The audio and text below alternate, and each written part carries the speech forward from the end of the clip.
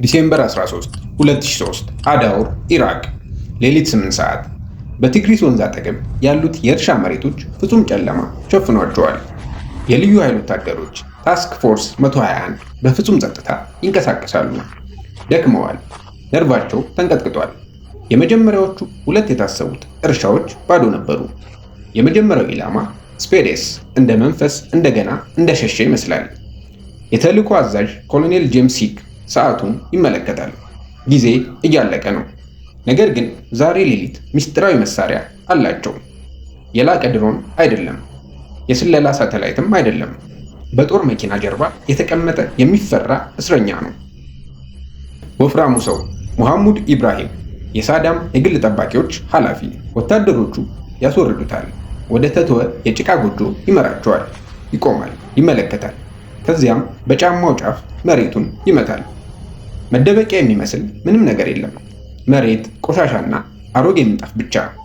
ወታደሮቹ ምንጣፉን ያነሳሉ፣ መሬቱን ያጸዳሉ። የስታይሮፎም ክዳን ይታያል። ክዳኑን ያነሱታል። የበሰበሰና የታፈነ የአየር ሽታ ከመሬት ይወጣል። ጥቁር ቀጥ ያለ ጉድጓድ። መሳሪያዎች ይነሳሉ። የእጅ ቦምቦችን ለመወርወርና ለመተኮስ ይዘጋጃሉ። ነገር ግን ከጥልቁ ድምፅ ይሰማል። ሁለት በቆሻሻ የተሞሉ የሚንቀጠቀጡ እጆች ከጨለማው ይወጣሉ። ረጅም ጢምና ያጎፈረ ፀጉር ያለው ሰው ራሱን ለማውጣት ይታገላል። ወታደሮቹ እርምጃ ከመውሰድ ይቆማሉ። ይህ ያዘነ ፊት ምንም የሽብርተኛ ፊት አይመስልም። በእንግሊዝኛ ከጉድጓድ ውስጥ የሚወጣ በሚመስል ድምፅ ሰውየው ይናገራል። እኔ ሳዳም ሁሴን ነኝ፣ የኢራቅ ፕሬዝዳንት፣ ለመደራደር ፈቃደኛ ነኝ ይላል። ቲክሪት ኢራቅ ከ9 ወራት በፊት ጦርነቱ በይፋ ተጠናቀቀ። ሐውልቶቹ ወደቁ። አሜሪካ በጦር ሜዳ የበላይ ሆነ። ነገር ግን በመረጃ ጦርነት ተሸንፈዋል። ፔንታጎን አንድ ቀላል ግን አስደናቂ ዘዴ ይጠቀማል። የታሸገ ካርድ ጨረታ። 52 የከፍተኛ የባአስታ ባለስልጣኖች፣ ጀነራሎች፣ ሚኒስትሮችና ፖለቲከኞች። ሳዳም ሁሴን ዋነኛ ኢላማ ይደረጋል እና በሺዎች የሚቆጠሩ የአሜሪካ ወታደሮች የእነዚህን ሰዎች ፎቶዎች በኪሳቸው በመያዝ አሰሳ ይጀምራሉ። ነገር ግን ግልጽ የሆነ ችግር አለ። የትኛውም ጀነራል ሳዳም የት እንደሚገኝ አያውቅም። በትክክለኛና በሙቀት በተሞላ በቲክሪት ውስጥ በሚገኝ የምርመራ ክፍል ውስጥ የተቀመጠው ሰውዬ የጦር አርበኛ አይመስልም። ሰርጀንት ኤሪክ ማዶክስ ለሳምንታት እንቅልፍ ከማጣቱ የተነሳ አይኖቹ ቀልተዋል። በግድግዳ ሰሌዳ ላይ ያሉትን የከፍተኛ ጀነራሎች ፊቶች ከተመለከተ በኋላ ወደፊት ይመጣና ይቀደዋል። ሌላ ሐሳብ አለው። በመፈርጠጥ ላይ ያለ አምባገነን ሚኒስትሮቹን አያምናቸውም። የሚያምነው በደም ብቻ ነው። ማዶክስ ዘዴውን ይቀይራል። እሱም የማይታዩ ሰዎችን መጠየቅ ይጀምራል። ሹፌሮችን፣ ምግብ አብሳዮችን፣ ጥበቃዎችን ይጠይቃል። አዲስ ኔትወርክ ይዘረጋል። ቀይ መስመሮች በነጭ ቦርድ ላይ ይታያሉ። ሁሉም መንገዶች ወደ አንድ መስመር ይመራሉ። የአልሙሳላት ቤተሰብ፣ የሳዳም የግል ጠባቂ፣ ሁሉም ከአንድ ጎሳ ናቸው። እና በዚህ ድር መካከል የማይታወቅ ፊት ይገኛል። በምንም ጨዋታ ካርድ ላይ የማይገኝ ሰው። ሙሐመድ ኢብራሂም የደህንነት ኃላፊ። ማዶክስ ስሙን በቀይ አክብቦበታል። ኢላማው ተቀይሯል። ትክክለኛው አደን አሁን ገና ይጀምራል። ስሙን መለየት ቀላሉ ክፍል ነበር። ወፍራሙን ሰውዬ መያዙ በራሱ ቅዠት ነበር። ሙሐመድ ኢብራሂም ልክ እንደ መንፈስ ነው። ማዶክስ ዘዴውን ቀየረ። እሱን ማግኘት ካልቻልን ቤተሰቦቹን እናገኛቸዋለን። ምርመራው ጀምሯል። ነገር ግን ይህ ምቹ የሆነ ንግግር አልነበረም። 2003 ላይ ነን። የተሻለ የምርመራ ዘዴ የሚደረግበት ጊዜ።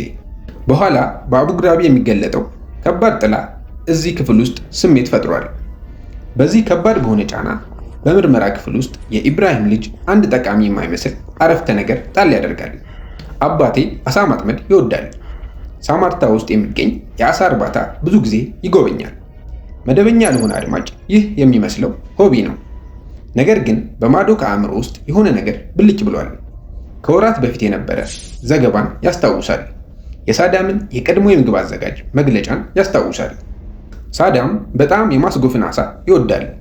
እነዚህ የመረጃ ቅንጣቶች በማዶክስ አእምሮ ውስጥ ተገናኙ። ኢብራሂም የግል ጠባቂ ብቻ አይደለም፣ አስተዳደር ነው። የአሳው መንገድ ወደ ሳዳም መንገድ ይመራል። ልዩ ኃይሎቹ በሳማራ የአሳ እርባታ መረባቸውን ይጥላሉ። ኢብራሂም አልነበረም፣ ከመረቡ ውስጥ ተንሸራቷል። ነገር ግን ወታደሮቹ የእሱ የቅርብ ዘመዶች ላይ ትኩረት ያደርጋሉ። ሰውየው ይያዛል። ምርመራው ፈጣን፣ አሳፋሪና ከፍተኛ ግፊት ያለው ነው። ሁሉም ሰው ነጥብ አለው እና ይህም ሰው ነጥብ አለው። አድራሻውን ይሰጣል።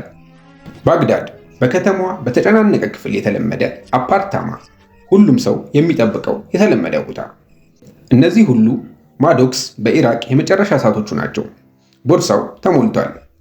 ወደ ቤቱ የሚያደርገው በረራ ነገ ጠዋት ነው። አንድ የመጨረሻ ሙከራ ቀርቶታል። የልዩ ኃይሎች በባግዳድ አፓርታማ ተሰማርተዋል። ብዙ ሰዎች ተይዘዋል። በመጀመሪያ እይታ ሙሐመድ ኢብራሂም ከዚህ ውስጥ የለም። ሁሉም ፊቶች የማይታወቁ ናቸው። በመጨረሻ ሙከራው ማዶክ ከመሃላቸው አንዱን ለመጨረሻ ምርመራ ያስወጠዋል። ከባድ ከሆነ ከሰዓታት የአካልና የአእምሮ ጫና በኋላ ሰውየው ተናዘዘ። ሙሐመድ ኢብራሂም ቤት ውስጥ ነበር። በድንገት በመጡ ጊዜ አሁን ከኛ መሃል አንዱ ነው። ማዶክስ ወደ ፍርድ ሜዳው ሮጠ። እስረኞቹ መሬት ላይ ተቀምጠዋል። ጭንቅላታቸውን ሸፍነዋል። አንድ በአንድ ከጭንቅላታቸው ላይ ማንሳት ጀመረ። መጀመሪያ ሲመለከት ምንም የለም። ሁለተኛም ሲመለከት ምንም የለም። በሶስተኛው ከሰውየው ጋር ማዶክስ አይን ለአይን ተፋጠጠ። አደኑ ተጠናቀቀ። ወፍራሙ ሰውዬ ራሱ ነው። አሁን አንድ እርምጃ ብቻ ነው የሚቀረው። የኤስ ኦፍ ስፒድ አድራሻ። እዚህ ጋር ታሪኩ ወደ ሁለት ታሪክ ይከፈላል። የአሜሪካ መንግስት ንግግርና የማዶክ መረጃ ይህንን የስነ ልቦና ጦርነት ጥልቀት እንደፈተሸ ይገልጻሉ። $25 ሚሊዮን እና የቤተሰቦቹን ደህንነት እንደሚጠብቁ ቃል ይገባል። ይህ የዊን ዊን ስምምነት ነው። ነገር ግን የአቡ ግራይብ ምስሎችን በመመልከት ይህን ነጭ ታሪክ መቀበል አሳሳቢ ነው። እኛ በዚህ የተሻለ የማሰቃያ ምርመራ ዘዴ ጥቅም ላይ በሚውልበት ዘመን ላይ ነን። የጦርነት ትልቁ ሚስጥር የሚገለጠው በንግግርና ቃል በመግባት ነበር። ይህ የማይመስል ይመስላል። ጫናው ከቃላት በላይ ቀጥሏል። ህመሙ እውነተኛ ነው እና በዚህ ጫና ምንም ይሁን ወፍራሙ ሰውዬ ሊቋቋመው አልቻለም።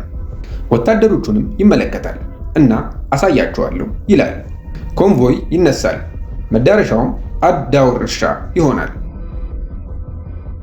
ሁሉም ተዘጋጅቷል። እኛ ወደ መጀመሪያው ቦታ ተመለስን፣ የሸረሪት ጉድጓድ። ነገር ግን ለምን እዛ?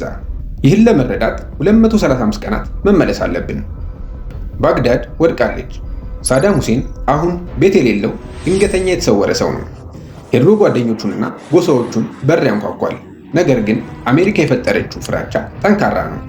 አንድ በአንድ ሁሉም ከራሳቸው አርቀውታል። በመጨረሻም ፊቱን ወደ ናሚክ ቤተሰብ ያዞራል። በጎሳው ውስጥ የሚገኝ የራሱ እርሻ አለው። ይህ በትክክል ወጣት እያለ በ1959 በጠቅላይ ሚኒስትሩ ላይ በተደረገ የግድያ ሙከራ አለመሳካትን ተከትሎ ሳዳም የተደበቀበት ቦታ ነው። ከአሜሪካ ሚዲያ ዘጋቢዎች በተቃራኒ ሳዳም እንደ አይጥ ጉድጓድ ውስጥ አይኖርም። ላለፉት 235 ቀናት ሳዳም ሁሴን ይኖር የነበረው ትንሽና ቀለል ባለ ክፍል ውስጥ ነበር። የሸረሪት ጉድጓዱ ለአደጋ ጊዜ ብቻ ነበር የተዘጋጀው። ይህ የመደበቂያ ቦታ የተሰራው አስጠግቶት በነበረው አላናሚክ ነበር። ቀላል የሚባል ጉድጓድ አልነበረም።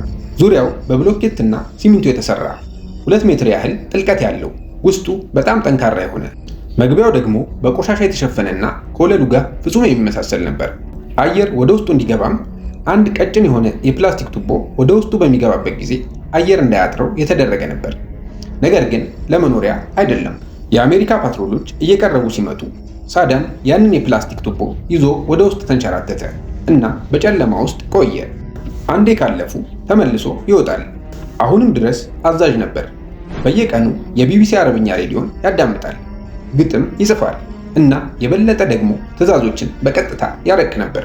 ከዓለም ጋር የሚገናኘው በአንድ ሰው አማካኝነት ነበር። አላናሚክ አላ ነበር ምግብ የሚያበስልለት፣ ፀጉሩን የሚቆርጠው፣ የግል ጠባቂውና መልእክት የሚያደርስለት። የአምባገነኑን መልእክት ለአዛዦቹ ያደርስና መልሱን ለሱ ያመጣለታል። ነገር ግን ደህንነቱ የተጠበቀ ስርዓት ራሱ ድክመት ነበረበት። እምነት። ከመያዙ ከሳምንታት በፊት ሙሐመድ ኢብራሂም ወፍራሙ ሰውዬ ለስብሰባ የእርሻ ቦታውን ጎብኝቶ ነበር። የጠበቀው ኃላፊ ነበር ነገር ግን ስለ ጉድጓዱ ምንም አያውቅም ነበር። በስብሰባው ጊዜ ሳዳም ክፍሉን ለተወሰነ ጊዜ ይተው ነበር። ኢብራሂም እድሉን በመጠቀም አላንን ጠየቀው። ወታደሮቹ ድንገት ቢመጡብን አለቃችን የት ነው የሚደበቀው? አላ በሳዳም የበላይ ጠባቂ ሙሉ በሙሉ በመተማመን ከስር ያለውን መደበቂያ በመንገድ ትልቅ ስህተት ይሰራል። ኢብራሂም በአሜሪካ የምርመራ ክፍል ውስጥ የሸጠውን ሚስጥር የገለጸለት በዛ ክህደት ምክንያት ነበር። በትክክል የት ሊያገኙት እንደሚችሉ ያወቁት። ኮንቮው በዝምታ ቆመ። የኦፕሬሽን ሬድ ዳውን ጀመረ። 600 ወታደሮች የቦታውን ዙሪያ ከበቡት። የዴልታ ፎርስ ኦፕሬተሮች ክፍሉን መጥተው በታተኑ። ግድግዳውን ፈተሹ። ምንም የለም። ደቂቃዎች አለፉ። ውጥረቱ ጨመረ። የተሳሳተ መረጃ ነው የተሰጠን ወይስ ወፉ በረረ የሚል። ኦፕሬሽኑ አሳፋሪ ወደሆነ ውድቀት ጠርዝ ላይ ደረሰ። ጭንቀት ውስጥ በወደቁበት ጊዜ አዛዡ የኤስ ካርዱን ተጫወተ።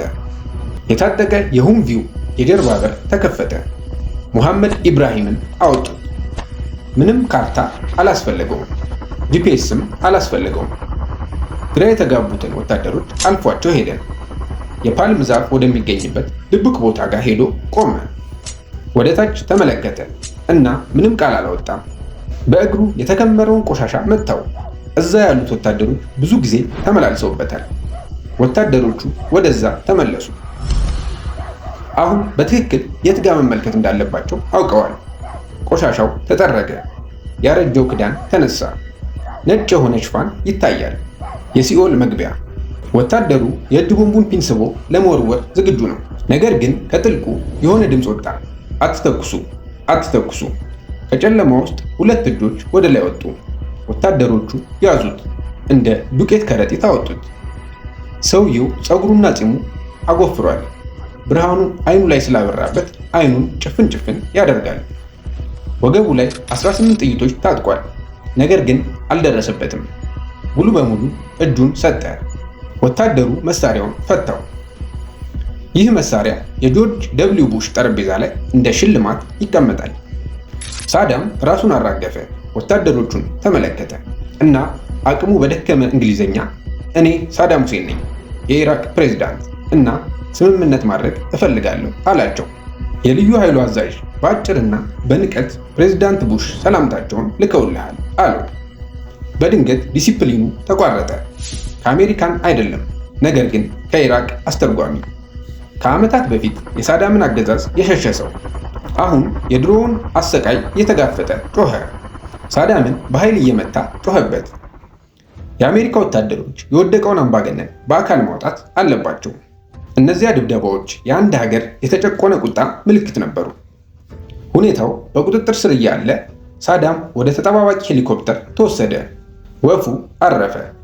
አካላዊ አደኑ አብቅቷል። መያዝ ብቻውን በቂ አልነበረም። የአሜሪካ ጦር አፈታሪኩን መስበር እንዳለባቸው ያውቃሉ። የባቢሎንን አንበሳ ወደ አሳዛኝ አዛውንት መቀየር አለባቸው። የትረካ ጦርነት ይጀምራል። የሳዮፕስ ቡድን ሆን ብለው እጅግ አሳፋሪ የሆነውን ቀረጻ ይለቃሉ። ሳዳም ሁሴን በአሜሪካ ዶክተር ምርመራ እየተደረገለት ነው። የፀጉሩን ቅማል የሚያጣራ ሐኪም። ለዓለም የሚያስተላልፈው መልእክት ግልጽ ነው። እሱ ጭራቅ አይደለም፣ እሱ ሰው ነው። እናም ጨርሷል። በማግስቱ ፖል ብሬመን መድረኩን ተረክቦ ታዋቂውን መስመር አቀረበ። ክቡራንና ክቡራት፣ አገኘ ነው። ታህሳስ 30 2006 ባግዳድ በኢድ አል አድሃ ቀን ጎህ ሲቀድ ሳዳም የሞት ፍርድ ተፈርዶበታል። የሞት ፍርድ ቤቱ የመንግስት ሂደት አይመስልም። እንደ ህዝብ የበቀል እርምጃ ይሰማዋል። ማሰሪያው በአንገቱ ላይ ሲደረግ ጸጥታ የለም። ጠባቂዎቹ የኑፋቄ ዜማዎችን እያሰሙ በመጨረሻዎቹ ጊዜያት እያሾፉበት ነው። የመካከለኛው ምስራቅ ጠንካራ ሰው ታሪክ የሚያበቃው በገመድ መጨረሻ ላይ ነው። የእሱ መያዝ የስለላ የክህደትና የቴክኖሎጂ ድንቅ ስራ ነበር። ነገር ግን ውጤቱ ኢራቅ ሰላም አላገኘችም። የሳዳም ውድቀት ለረብሻ፣ ለእርስ በርስ ጦርነትና ለአይኤስኤስ መነሳት በሮችን ከፍቷል። የሸረሪት ጉድጓድ የሳዳም መቃብር ብቻ አልነበረም። ምናልባትም የአንድ ክልል መረጋጋት መቃብር ሊሆን ይችላል። ምን ይመስሎታል? ዕጣ ፈንታው የራሱ ወንጀሎች ውጤት ነበር ወይስ ሌላ የክህደት ሰለባ ነበር? በአስተያየቶቻችሁ አሳውቁን። እስከሚቀጥለው ቪዲዮ ድረስ ላይክ እና ሰብስክራይብ ማድረጉን አይርሱ።